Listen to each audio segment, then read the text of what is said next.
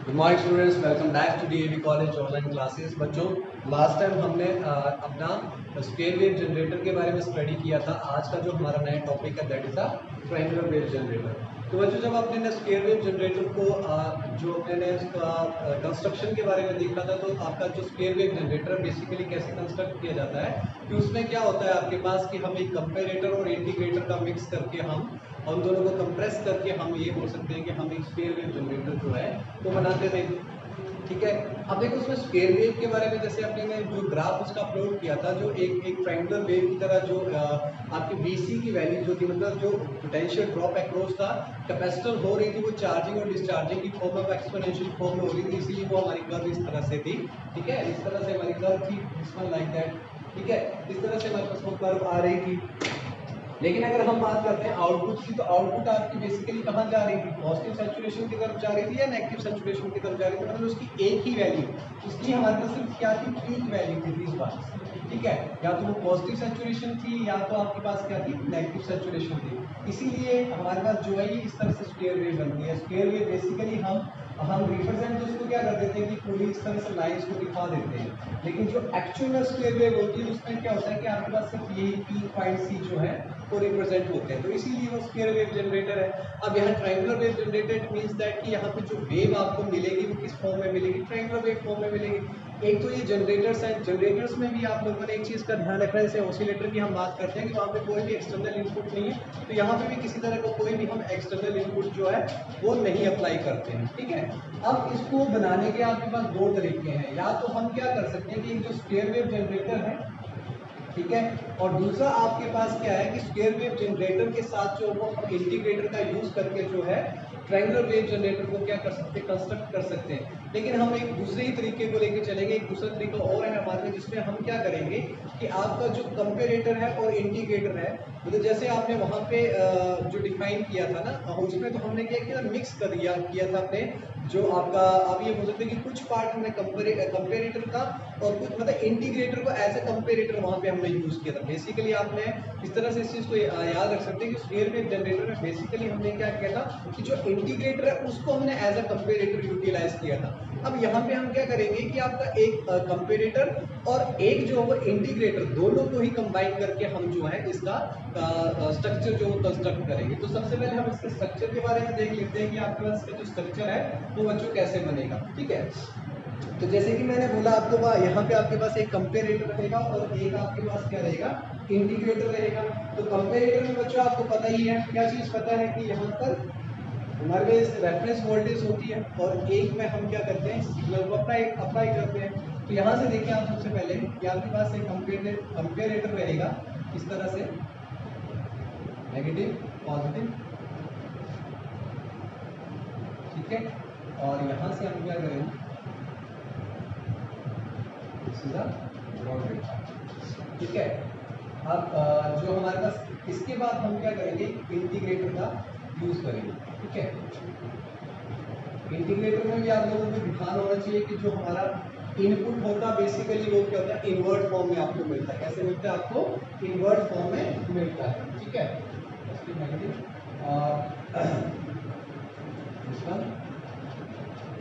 और यहाँ से आपके पास क्या मिलेगा?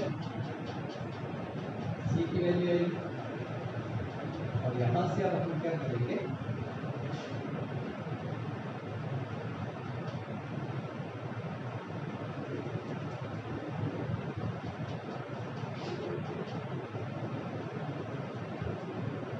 ठीक है, तो ये बेसिकली आपके पास एक सर्किट बनेगा। ये बेसिकली आपके पास क्या बनेगा? एक सर्किट बनेगा। और देख लेते हैं इसको।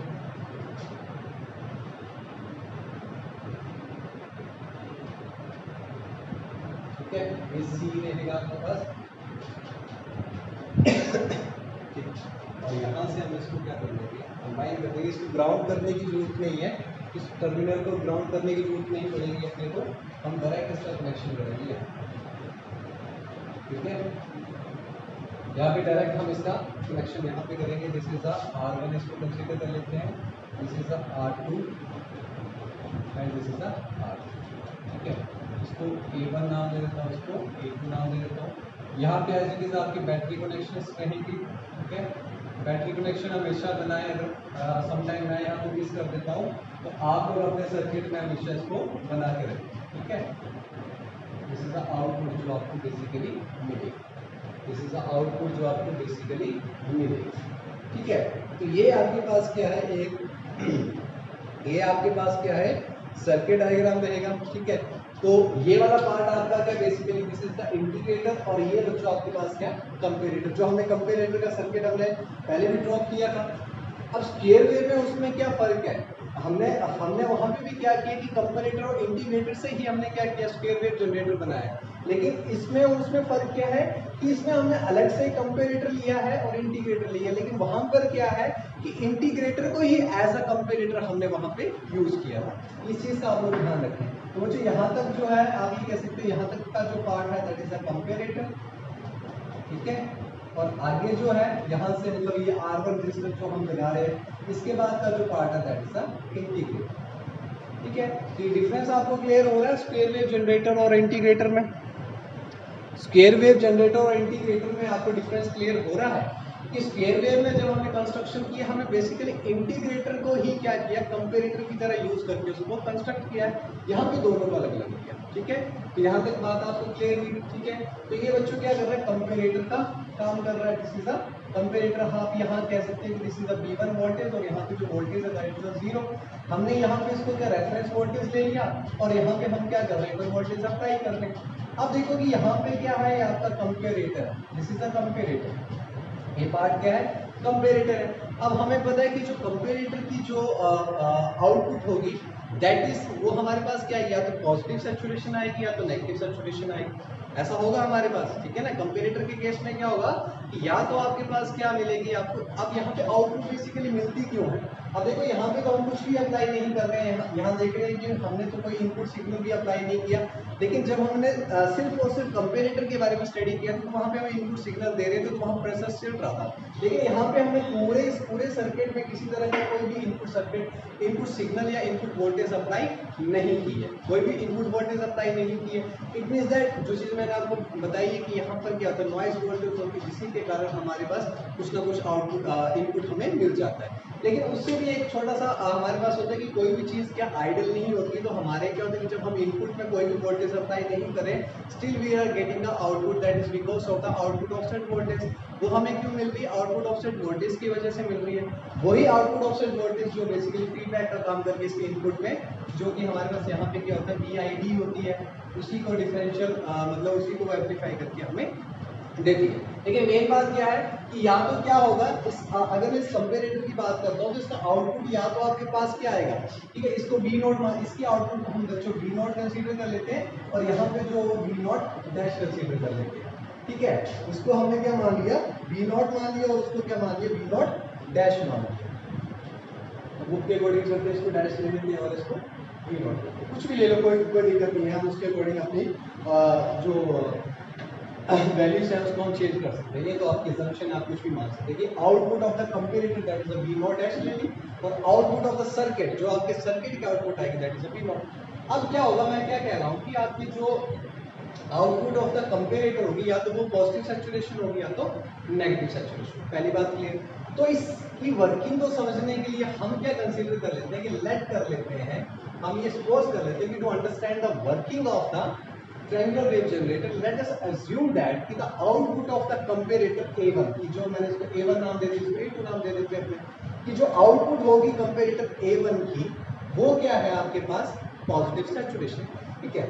हमने क्या बोला कि let to understand the working of the triangular wave generator, हमने अज्यूम कर लिया कि जब हम इसको स्टडी कर रहे हैं उस कंडीशन पर इसकी जो आउटपुट थी वो कितनी है, आपके पास पॉजिटिव सैचुरेशन है, ठीक है।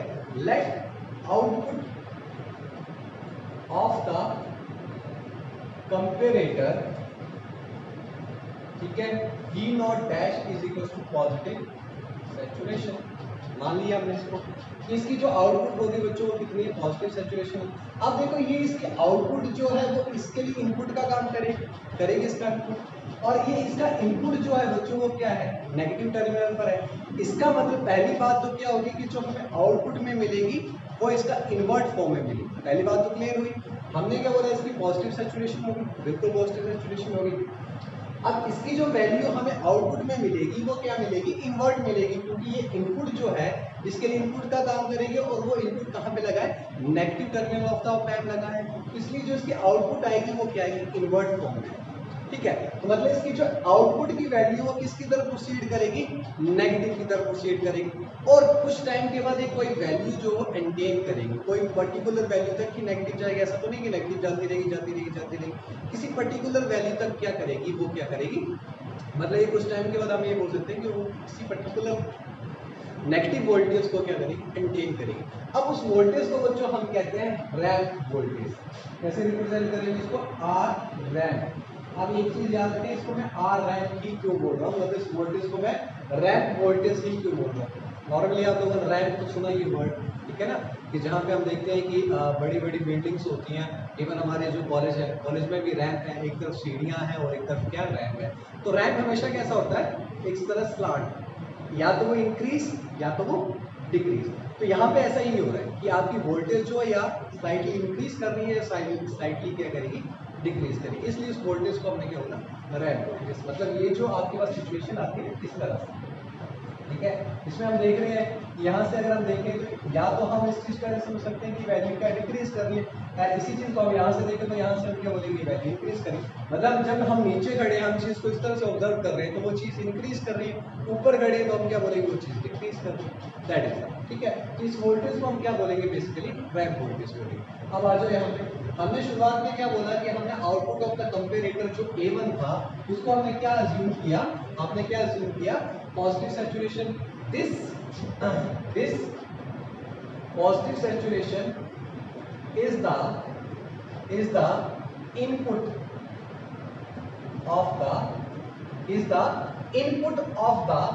है input of the A2।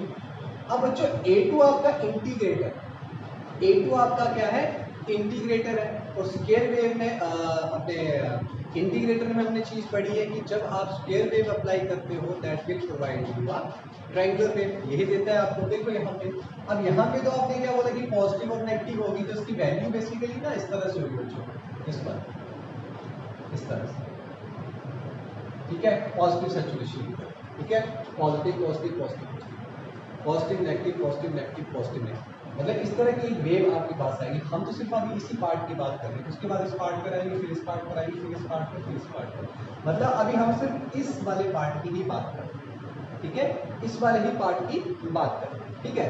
तो आपके पास क्या होगा कि this positive saturation is the input of the A2, ठीक है। दैट हमारे पास क्या आएगा, हम क्या बोलेंगे इसके बाद, हमारे पास क्या चीज आ जाएगी,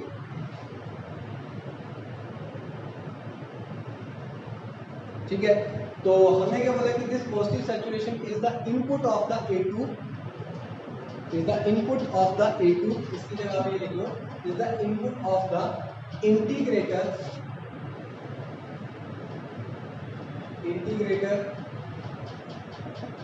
A2, ठीक है। This positive saturation is the input of the integrator which apply at inverting terminal, जो कहां पे अप्लाई हो रहा है, इन्वर्टिंग टर्मिनल पर अप्लाई हो रहा है। That's final output is the negative going ramp. इसका मतलब क्या होगा कि आपके पास जो फाइनल आउटपुट आएगी that is a negative going ramp, ठीक है। रैंप का मतलब मैंने आपको समझा दिया कि वो चीज क्या करेगी, वो चीज आपके पास क्या करेगी, ठीक है। तो हमारे पास यहाँ पे बच्चों क्या चीज रह रही है कि final output is the negative going ramp, ठीक है। कि जो फाइनल आउटपुट होगी आपके पास वो क्या नेगेटिव गोइंग रैंप है। तो क्या होगा कि दिस नेगेटिव गोइंग रैंप क्या करेगी, अब नेगेटिव गोइंग रैंप जो है कि कुछ वैल्यू जो वो मेंटेन करेगी, ठीक है। नेगेटिव गोइंग रैंप जो है वो कुछ वैल्यू क्या करेगी, मेंटेन करेगी, ठीक है। तो हम लिख सकते हैं कि when the negative going ramp contains certain value when negative, अब इस चीज को ना लाइन को थोड़ा ध्यान से समझें, the negative going ramp, when negative going ramp, इसको VRM से लिखता हूँ, ठीक है, क्योंकि वोल्टेज को रिप्रेजेंट करेगा basically, when the negative going ramp contain certain value, की कोई वैल्यू कंटेन करेगी, ठीक है, कुछ भी वैल्यू हो सकती है, contain certain value, ठीक है, उस वैल्यू को हम मान लेते हैं कि सर्टेन कंटेन वैल्यू लेट, उसे हमने क्या माना नेगेटिव, एक बार यहाँ पे इसको इस तरह से लिखो, when negative going ramp contain certain value, जिसे हमने क्या माना -RMB, V मतलब वोल्टेज है, रैंप, ठीक है, नेगेटिव गोइंग वैल्यू जो है तो कोई वैल्यू जो वो कंटेन करेगी, that is a negative ramp, ठीक है। अब जैसे ही नेगेटिव रैंप वैल्यू जो है वो कंटेन करेगी, तो उस कंडीशन पर देखो कि ये बेसिकली हम क्या कर रहे हैं, इसी को ही फीडबैक कर रहे हैं, इसी को ही हम क्या कर रहे हैं, फीडबैक कर रहे हैं। अब क्या होगा कि जब ये वैल्यू जो है वो आपकी नेगेटिव गोइंग रैंप जो है वो क्या करेगी, इस V1 को क्या करेगी, या ये बोल सकते हैं कि यहाँ पे हम इसकी वैल्यू को जो अप्लाई कर रहे हैं दोबारा से यहाँ पर नेगेटिव वैल्यू को दे रहे हैं, यहाँ पे क्या पॉजिटिव वैल्यू है। अब पॉजिटिव में हम कुछ क्या कर रहे हैं, नेगेटिव कर रहे हैं, पॉजिटिव में हम क्या कर रहे हैं, कुछ नेगेटिव ऐड कर रहे हैं, जैसे मान लो कि यहाँ पे कितना 5 वोल्ट है पॉजिटिव का, अब मैं इसमें क्या कुछ -1 वोल्ट ऐड करूँ तो ये क्या 4 वोल्ट हो जाएगी, तो मतलब इसकी पॉजिटिविटी को क्या किया जा रहा है, कम किया जा रहा है। अब जैसे इसकी पॉजिटिविटी क्या थी, पहले ज्यादा थी, क्योंकि इसकी आउटपुट पहले क्या थी, पॉजिटिव सैचुरेशन थी, तो इसका मतलब कि ये डोमिनेटेड पार्ट था, पहले हमने यही कंसीडर किया था ना कि इसकी आउटपुट क्या है, पॉजिटिव सैचुरेशन है, तो अब हम इसमें क्या कुछ नेगेटिव ऐड कर रहे हैं, तो इसकी पॉजिटिविटी क्या होगी, कम होती जाएगी। तो कुछ ऐसी सिचुएशन आएगी जब आपका ये नेगेटिव पार्ट जो है वो इसके कंपैरिजन क्या होगा, ज्यादा होगा। यहाँ पे हमने 0 वोल्ट किया, अब उसमें हम सपोज करो कि यहाँ पे बच्चों हम कितना ऐड कर दें, -6 वोल्ट ऐड कर दें, तो इसकी वैल्यू कितनी हो जाएगी, -1 वोल्ट हो जाएगी। अब यहाँ पे जो अप्लाई वोल्टेज हो रही है वो कितनी हो रही है, -1 वोल्ट होगी। समझाने की बात कर रहा हूँ, उस चीज को समझो, कंसेप्ट को समझो कि यहाँ से अब हम क्या कर रहे हैं कि हमारे पास नेगेटिव वैल्यू हमें मिल रही है, कि यहाँ पे जो आपको आउटपुट मिल रही है that is in this way, वो क्या मिल रही है, नेगेटिवली जो है वो नेगेटिव साइड में वो क्या कर रही है, इंक्रीज कर रही है। तो इसी का तो कुछ पार्ट हम इसमें द्वारा से क्या कर रहे हैं, इनपुट में उसको क्या कर रहे हैं, अप्लाई कर रहे हैं, तो इसके पॉजिटिव पार्ट को हम थोड़ा सा क्या कर रहे हैं, डिक्रीज कर रहे हैं। तो एक ऐसी सिचुएशन आएगी आपके पास कि ये वाला पार्ट आपका कि इससे भी कम हो जाएगा, तो डोमिनेटेड पार्ट आपका कौन सा हो जाएगा, नेगेटिव वाला हो जाएगा। जब ये डोमिनेटेड पार्ट आपका नेगेटिव वाला हो जाएगा, उस कंडीशन में क्या होगा, यहाँ पे जो वोल्टेज हमने पॉजिटिव सैचुरेशन ली थी, डोमिनेटेड पार्ट आपका कौन सा हो गया, नेगेटिव हो गया, तो यहाँ की वोल्टेज भी क्या होगी, नेगेटिव सैचुरेशन हो जाएगी। बात समझ रहे हैं। तो हमने क्या बोला कि when the negative going ramp contain a certain value let it is a negative B ramp, हमने उसको क्या कंसीडर किया, नेगेटिव B ramp जो है उसको हमने क्या किया, कंसीडर किया। the voltage V1 becomes, हम ये बोल सकते हैं कि voltage V1 becomes slightly negative, क्योंकि इसकी वैल्यू को लगातार क्या हम करेंगे, बढ़ाएंगे, ठीक है, ठीक है। तो हम क्या बोलेंगे, the voltage V1 slightly, इसके बाद क्या बोलेंगे, तो वोल्टेज जब हमारे पास ये वैल्यू इंटेन हो जाएगी, मैंने जैसे हमने बोला कि यहाँ पे पहले मैंने तो कितना अप्लाई करा था, -1 वोल्ट कर रहा, -2 वोल्ट करा, -3 वोल्ट किया, तो फिर एक ऐसी वोल्टेज है जिसने इसको क्या कर दिया, नेगेटिव कर दिया, ठीक है। तो हम क्या बोलेंगे, the voltage V1, voltage V1, ठीक है, बिकम स्लाइटली नेगेटिव। देखो नेगेटिव ये भी है, नेगेटिव ये भी है। नेगेटिव का मतलब क्या है, वोल्टेज। यहाँ पे हम तो वोल्टेज से मतलब है ना, यहाँ पे अगर -1 वोल्ट हो जाती है, टर्मिनल तो पॉजिटिव है, ये टर्मिनल नेगेटिव है, तो यहाँ की वोल्टेज 0 वोल्ट है और यहाँ की वोल्टेज -1 वोल्ट है, तो कौन सा डोमिनेट पार्ट हो जाएगा, ये वाला पार्ट हो जाएगा, ठीक है। तो voltage V1 become slightly negative, voltage V1 जो होगी आपकी क्या होगी, स्लाइटली नेगेटिव हो जाएगी। तो output of the comparator switch to positive to negative saturation, पहले वो पॉजिटिव था, अब क्या होगा, स्विच टू नेगेटिव सैचुरेशन को नोट डाउन करें, मिटा रहा हूं उसको। hence output of the comparator switch hence output of the comparator A1 comparator, the output of the comparator switch to negative, switch to negative saturation. किसकी तरफ switch कर जाएगा? Switch to negative saturation. ठीक है, तो नेगेटिव सैचुरेशन की तरफ वो क्या कर जाएगा? स्विच कर जाएगा। अब यहाँ पे क्या होगा? नेगेटिव पार्ट होगा। अब ये इनपुट किसको होगा? इंटीग्रेटर को होगा। तो इसकी आउटपुट अब किसकी तरफ जाएगी? पॉजिटिव की तरफ जाएगी। क्लियर हो रही बात? ठीक है, तो इसका मतलब क्या होगा?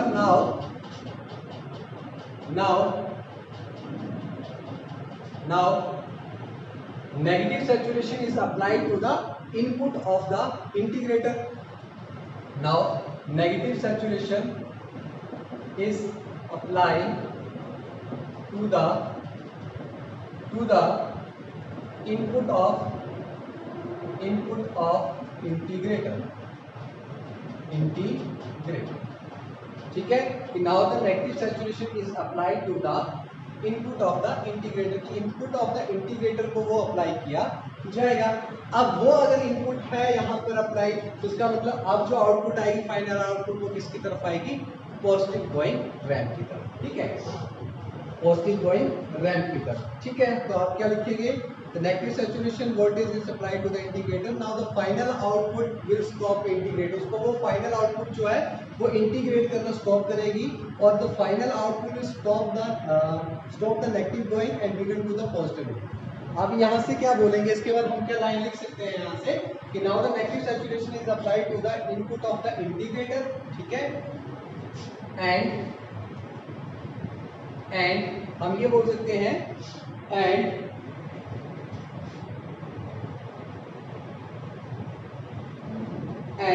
the final output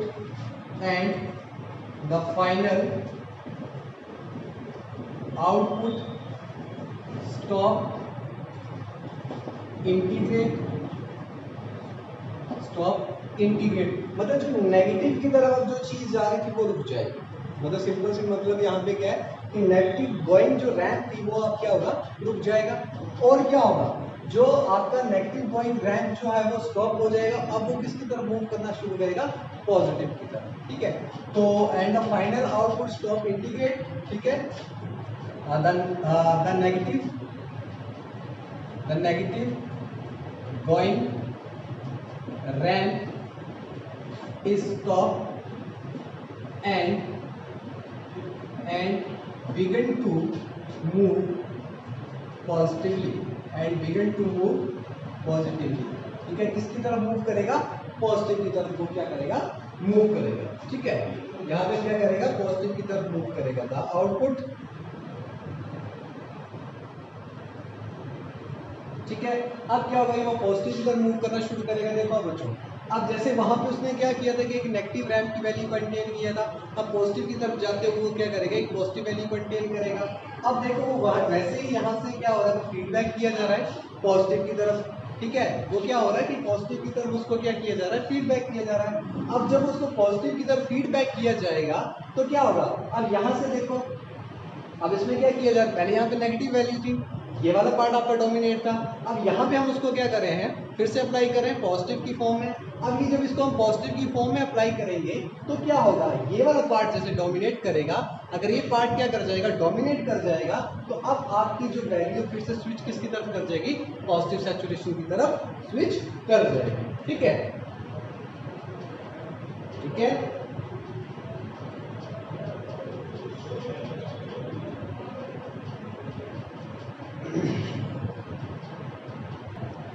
ठीक है बच्चों।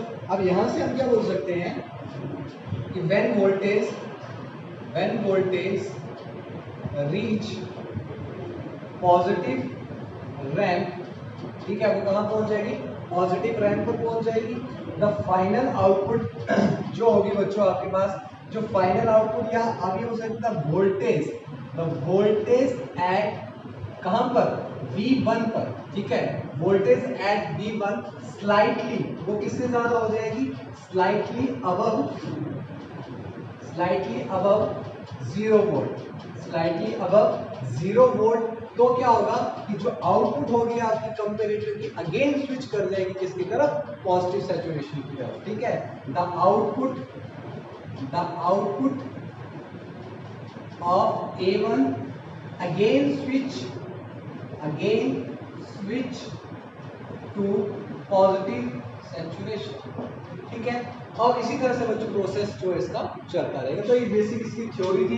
इसका जो मैथमेटिकल है और जो ग्राफिकल रिप्रेजेंट है वो हम नेक्स्ट लेक्चर में करेंगे। मैं एक बार इसको फिर से ओवरव्यू आपको करवा रहा हूँ, एक बार फिर से फोकस कर रहे हैं इस चीज पर। देखो हमारे पास एक कंपेरेटर है, ये हमारे पास इंटीग्रेटर है। कंपेरेटर में हमने सबसे पहले क्या अज्यूम किया कि इसकी जो वोल्टेज है, आउटपुट वोल्टेज है, that is a positive ramp. वो क्या है आपके पास? पॉजिटिव रैंप है, सॉरी पॉजिटिव सैचुरेशन है। अब वो पॉजिटिव सैचुरेशन कहाँ पे अप्लाई हो रही है? इंटीग्रेटर को अप्लाई हो रही है। अब इंटीग्रेटर है वो स्क्वायर वेव को क्या करेगा, मतलब इसमें हमारे पास पीक वैल्यूज हैं, पीक वैल्यूज है मतलब पॉजिटिव और नेगेटिव, तो वो एक स्क्वायर वेव होगी।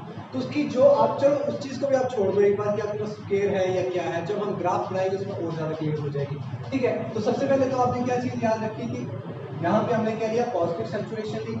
वो पॉजिटिव सैचुरेशन कहाँ पर अप्लाई हो रही है? इसके इन्वर्टिंग टर्मिनल पर अप्लाई हो रही है। तो इसका मतलब अगर उसकी पॉजिटिव वैल्यू तो यहाँ पे आउटपुट क्या आएगी आपके पास? नेगेटिव आएगी। मतलब किसकी तरफ बढ़ रही है? नेगेटिव की तरफ बढ़ रही है। अब यहाँ पे देखो कि यही आपका पॉइंट कहाँ पे कनेक्टेड है? इसके इनपुट के साथ कनेक्टेड है। अब ये वैल्यू क्या होती है कि नेगेटिव, अब यहीं से हम इसको क्या कर रहे हैं? फीडबैक कर रहे हैं। ये टर्मिनल आपका पॉजिटिव है। मतलब क्या हुआ था पहले वाले केस में? क्या था कि यहाँ पे हमने 0 वोल्ट अप्लाई की थी, तो इसका मतलब ये वैल्यू आपकी 0 से ज्यादा होगी, तभी तो वो पॉजिटिव सैचुरेशन आया था। अब हम क्या बोल रहे हैं कि ये वैल्यू नेगेटिव है और इसी का ही हम कुछ पार्ट इसके अंदर ऐड कर रहे हैं, तो मतलब इसकी जो वैल्यू 0 से ज्यादा थी, अब हम उसको क्या कर रहे हैं? 0 से कम कर रहे हैं। तो क्या होगा, जैसे मान लो कि वो 1 वोल्ट थी, तो 1 वोल्ट से वो कहाँ आएगी? 0 की तरफ आएगी, और फिर अगर उसमें कुछ ऐड करते हैं तो नेगेटिव हो जाएगी। तो इसका मतलब उस कंडीशन में आपका ये वाला पार्ट क्या करेगा? डोमिनेट करेगा। तो वहां पे क्या होगा कि आपकी ये आउटपुट जो स्विच कर जाएगी किसकी तरफ? नेगेटिव की तरफ। अब ये नेगेटिव वाले पार्ट पर अप्लाई हो रही है, जिसका मतलब अब वैल्यू कहाँ जाएगी? पॉजिटिव की तरफ जाएगी। अब ये वाला पार्ट पहले डोमिनेट कर रहा था, ये वाला पार्ट आपका क्या कर रहा था? आपका ये वाला पार्ट क्या कर रहा था? डोमिनेट नहीं था। अब इसमें हम इसकी वैल्यू मान लो उस कंडीशन में -1 वोल्ट पहुंच चुकी थी। अब यहाँ पे इसकी पॉजिटिव वैल्यू आ रही है। अब हम कुछ पॉजिटिव पार्ट जो है उसके अंदर ऐड कर रहे हैं, तो अगेन ये -1 से कहाँ जाएगा? 0 वोल्ट पर जाएगा। जब बराबर हो जाएंगे, फिर इस 0 में कुछ ऐड हो जाए, मान लो 0.1 भी ऐड हो जाए, तो ये पार्ट डोमिनेट कर जाएगा। अगेन आपकी वैल्यू किसकी तरफ स्विच कर जाएगी? पॉजिटिव की तरफ स्विच कर जाएगी। तो इस तरह से इसकी फ्लक्चुएशन जो है वो चलती रहेगी। तो इसका जो मैथमेटिकल है, उसका जो ग्राफ है, वो हम नेक्स्ट वीडियो में समझेंगे, ठीक है। तो मिलते हैं नेक्स्ट लेक्चर में। Thank you.